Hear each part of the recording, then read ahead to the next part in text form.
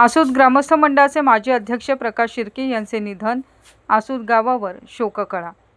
दापोली तालुक्यातील आसूद येथील आसूद ग्रामस्थ मंडळाचे माजी अध्यक्ष व श्री झोलाई देवीचे निस्सीम भक्त तसंच महात्मा गांधी तंटामुक्त गाव समितीचे विद्यमान सदस्य प्रकाश शिर्के वय वर्ष 65 यांचे शुक्रवारी सायंकाळी हृदयविकाराच्या तीव्र झटक्याने दुःखद निधन झाले। त्यांच्या निधनाची बातमी समजताच आसूद गावासह परिसरात शोककळा पसरली आहे।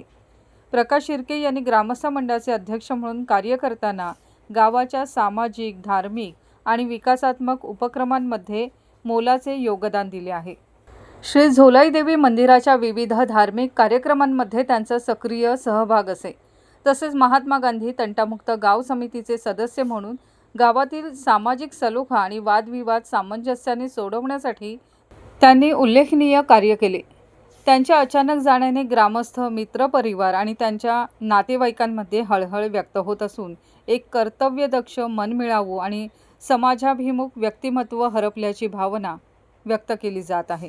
त्यांच्या पश्चात कुटुंबीय, नातेवाईक आणि मोठा मित्रपरिवाराचा परिवार आहे।